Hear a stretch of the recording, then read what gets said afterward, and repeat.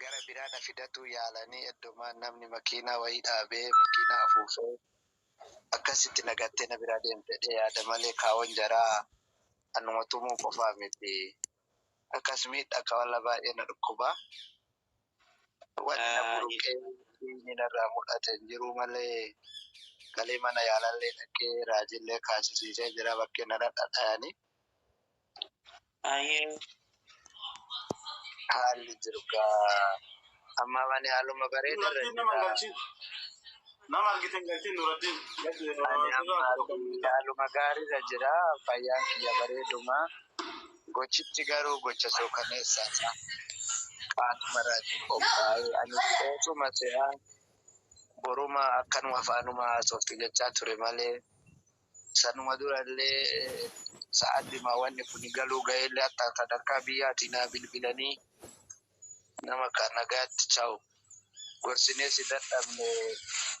rabbi si waliin haa jiraatu naan jechaa turanii. Ani yaaduma warrumaan girrisaa kun homaa argaa isaa malee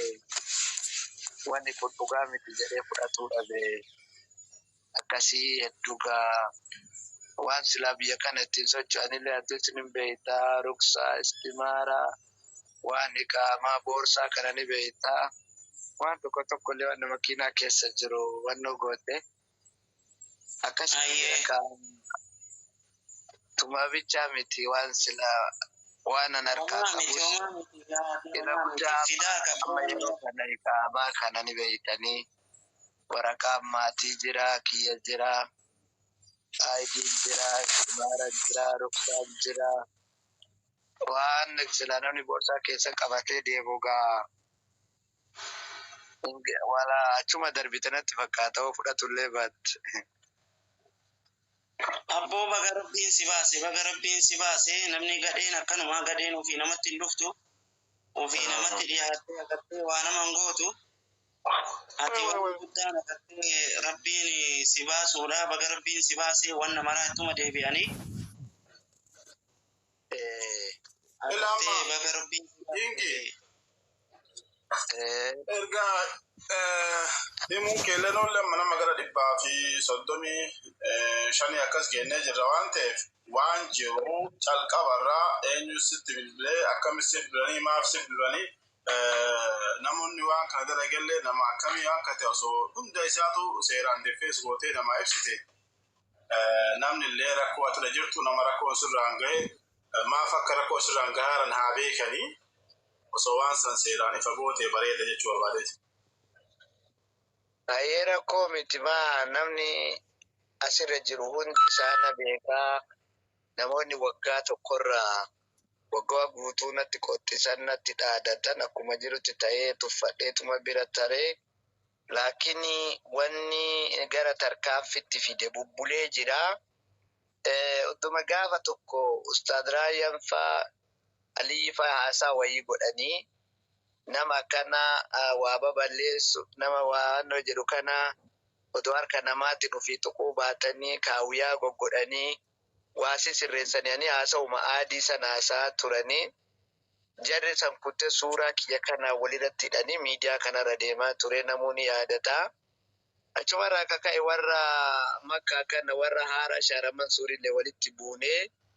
ijoolleen tokko haara makanaa seenuu qabdu jedhanii na ugguranii achi seenuu na dhoggitee dhiiga kee maalii godhanii maal jedhanii kun seenuu jedhaa kun hin deebii jedhaa. Anummanni kun walitti hin bu'in maqaa kiyyallee rakkoon hin dhalatin jedhee haaraarraa duuba deebi'ee achitti hin deebine akkana sodaachisaa jiran akka moonatti jiran ijoolleen naannoo namni hunduu haaraan dhaqiin hatta dheengadda gidee shi'ana waan dhufanii gadaa goosiifnaa bakka gadaa sanii argaman jennaan warroonni sitti roorrisan achi jiraniin dhaqinii shi'ana waan ittuu himneetiniin eega jeequmsi jiraata akka dhufnee silaanisuma arguuf fedhaa dubbisuu barbaadaa jedhanii sunillee haasaa bira tarree laakiin amma dubbiin cimtee gaafa Kadiiri walitti buune sanirraa hayyuun kenna tuqamee Kamaal Abdallaa tarkaanfiin irratti fudhatamuu qaba jedhanii haaraa ta'anii mari'atanii waa lama qopheeffatan kun waan silaa biyya natti dhoorkaa sayyaaraa isaa kennee ummata gurraacha itti erginee mootummaan qabsiifti mootummaa qabsiifna kan jedhan irratti marii godhanii sunillee walii galuu didanii kun ufumaa ofitti waamne mana galchinee bakka wayiitti qabnee tumnee tokkima isaatti waraabnee gadi dhiifnaa waadaa galchisiifnaa jedhanii kanarratti illee marii turanii kanallee ufumaa wal dhiibdee walii galuu diddee amma gurraacha tumsiifnaa in ajjeesitiifne mataa isaa kunne akka gaafa nama biyyanatti turkitti ta'ee sangoone seenaa dalayinaa maqaa arsiitilleef maqaa biyyaatilleef kamaalin kaabaa jalatti sirbe morma murree maqaa nuu qabdi horiin akka nu guuramu jedhanii marii guddaa godhanii guurataa horii guuranii kanumarra ka dhaabbate ka gurraacha nabbitanii odoomaa isaan irratti wal morman warri birrii biraa irraa guuran takki kamaan deengaddaa ilmaa akkasii intala akkasii jedheen arrabsa laayee bira taa'ee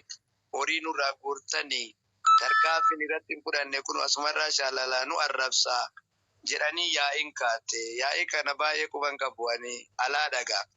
dhugumanatti fakkaatu diddeetiniin hima cal'issaa eegaammoo hanga ba'ee irreechaa baga ittiin isin ga'ee jedhee kanaan wal qabatanii sheekotatti bilbilanii dadhabnee gorsullee dadhabnee gorsa fudhatuu didee kunoo ammallee irreechaan baga isin ga'ee jedhaa tarkaanfii irratti haa fudhannanaan gariin laa jedhee lakki tarkaanfiin barbaachisu jedhee lakki gariin immoo itti duulaa jedhee kanuma irratti walii galanii lakkoofsa Dubaay wayiitti namni natti bilbila walirra hidhama. Akkamii nagaa naan jedhee nagamu nagaafattee meeshaa wayii fuutanii arabatu isin kenna nama riyaadin deemu poostallee naa kennitan warra hujjaaja dhufu kanatti illee naa kennitan akka naa kennitanii jennaa lakkoofsa biyya kana as kennikaa jennaa waasaappii maleen hojjatu naan jedhee ayyee arabdicha kennikaa dura meeshaa nuuna haa ga'u jedheeni arabdicha akkas daqiiqaa 5 turu na bilbilee namni kun arabaa miti situ araba naan jedhe malee akka ummata gurraacha ta'an sagalee arabimaan beekaa akkana meeshaan harka jiraa shaara Mansuur Haawosh Bukuriin waayaa bilaashii bira gattarte Haawosha Billaadiinitti Abu Khalidii kana namoota godi obbolee aganaa sa'ee bahu mana ofii banatee achi haara gadu gattadan abadan ani achitti dhufu gonkumaan achitti dhufu wayaa shortaa Mansuuritti kootu wayaa City Centeritti shaara ammaa yoon ta'in ani dhufu maaliif hin dhufne laa ani dhufu jedheeni wal karaa turre booda amma ture natti bilbilee karaa hadiiqaa adiliititti yoo dhufuu dandeetta obboleessa kiyyatti kennee jira obboleessa kiyyarraa meeshaa san dhaqii fuudhii naan jedhe ishaaraa adil kun Jabal Nuur karaa lama jira tokko gara ishaaraa adilii gara galcha tokko sharaa yaa ol dabarse achi maaree andawaama qaba fayyaaluma makiyya madarasaa wayii sa'a 12 fi daqiiqaa 50 wayitti baatee nama ijoolleen fuudhu sun dursee dhufaa jedheen hayyee jennee walii gallee yoo basi walii gallee sa'a 12 daqiiqaa 30 wayi jala ga'u yoo anatti ga'u bakka biraati ani shakkine namni tokko namuma akka gaarii sawaaqa fakkaata jari nama furii kunnin immoo warruma yoomiyyaa waa dhidhiqu kana shakliin jara sunni na zilgizaat naan jedhe ani waan feestala wayii gurraacha kanaa fi waan akka kartoona wayii harkaa qaba sila meeshaan kanuma ta'in naa jedhe gidaata tama anti koma gidaata gadeenno jedhe harka kanaan calaw gadi jedhe ziraara banatti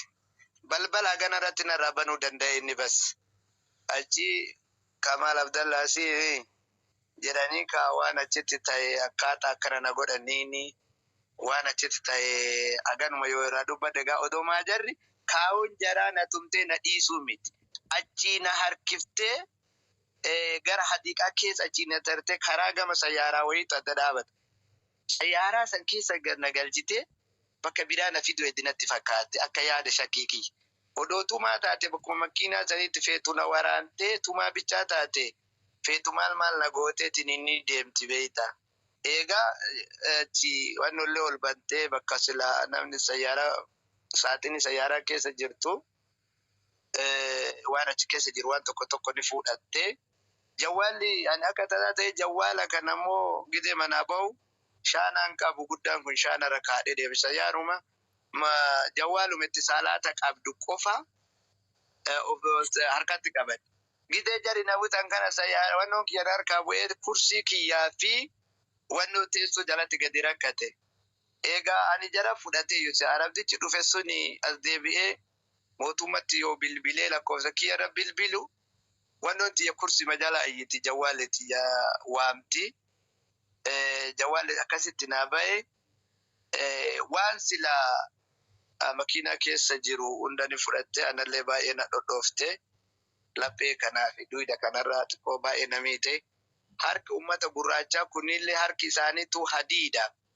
Fakkaatanii beeytanii ani hadiidan nadhaa jiranii mukaan nadhaa jiranii hin beeku. Yaani dhaan akka malee natti dhagahame. Wanni na dhiigee wanni na waraaname mallattoo albee ofirratti hin argine. Taateen akkana turte ummata gurraachaan maaliif kana ta'e yoo jennee ilaallu immoo maaltu duuba jira lakki gurraacha si tumee lakki immoo namni duyda duuba hin jiru yoo jennu awwala kallatti maanii namoonni hedduun bilbilaa turanii namnummaan saahiba kiyyaa bakka akkasiin dhaqinii eetonsi kuramte guyyaa duyduun beeynu akkamitti gabbaatee baga ittiin isin ga'ee jettaa naan jedhanii. Sanuma durallee hattan biyyarraa Ibrahim Abdooshee durataa community makkaatti namni wallaalee hin beeyne jiru. Kallatti na bilbilee Kamaal agasi jaaladhu agasi waliin rakkataa ture agasi gorsaa turellee ni beeyta. Amma ka waan rabbi mirga kee haa godhu waan taamte maqaan hankaasin naan jedhe sa'aatii gochi kun raawwatamuun hafe mungkin gara sa'a itina sa'a 11 biyya kanaani ta'a jechuudha. Sa'a akkas gariifa wallahi sa'a 3-4 ture jettu kallattiin biyyarra. Ammallee wanti kun raawwatame gurbaan gaafa kaani anaa fi gaafa Kadir martu walitti buune mana nawaamee biyya harkaa fuudhee tarkaanfii irratti fudhanna jennaan takkaa tanan tarkaanfii irratti fudhatinaa ni gorfanna jedhee mana isaatitti waliin haasaa turre. Bakkuma sanitti sagalee naa erge Jibriil. Simbo maqaa biraatiin na waama kiingi naan hin jedhu naa bilbilii naan jedhe ani sagalee yoo booda tasgabbaa'ee bilbiluu bara kana naan jedhanii sheetichatti kararraa dabarsinee waan kana dhaga'eetiin keessaan qabuuf sagalee sii kaa'ee baga rabbi si baasee naan jedhe. Kanaaf ummanni gurraachi ergamaan irratti tarkaanfii kana fudhate malee namni duuba jiru ummata keenya ummata ajaja darasarraa fudhatee hujitti jijjiiree taateen bira tarre kana amma faalli anirra jiru bareeda jira alhamdulillah galata rabbii. Kalee mana yaalaa dhaqee raajii uumamoo bakka na dhukkubara raajii na kaasanii laafaadhaa jedhanii dawaa na barreessanii dawaa fudhataa jira. Waa'ee qaamaa illee badala faaqidii kana yaalaa jira karaa xariiqa kafiilatiin. Jarri akka yeroo mootummaan nan qabne waraqaa na barreessanii waraqaa harkaa qaba. Ka ruksaa istimaaraa waan sila barbaachisu suutuma keessa itti deemna. Nageenyi kiyyas kana fakkaata haalli irra jirullee kana fakkaata. Ummanni Oromoo Ustaad Qaasim Azala jira sagalee nu ergi maalii nu godhii jedhanii haasaan qalee akkasin barbaadan nama na dha'e miidiyaa irratti naa baasa dhugaa kiyya naa hilma naa waannoo godhaa miti nama ummata Oromootirraa waan barbaadu gocha fokkisaa gocha ilma Oromootirraa hin eegamne karaa hawwate kun Oromoodha. Borummoo ummanni gurraachi kun qabamee eenyu isin duuba jira jedhanii rakkoon tokko ijoollee Oromoo ijoollee miskiina yoo wanni tokko dhagahame gurbaa kanatu namicha kalee kaabaa jalatti sirbe kanatu ijoollee kennaa akkas godhee maaliyyoo godhe jedhee munaafiqni argaa kiyya tarkaanfiin irratti fudhate ittiin milkaa'iin akka waan biraa hin ololle akka waan biraa hin taane kana naa hubadhaa. Wanni an ummata kana hubachiisuuf dubbadhaa. Obboleeyyan kiyya sagalee ta'a jedhuufillee kanatu meesan kana miidhe san kanatti erge san naa baasaa jechuu kiyyaa miti kaa'uun. Ani nama seera qabu nama seeran biyya kana keessa jiraatu danda'a ni baafadha karaa seeratiin ni soqadha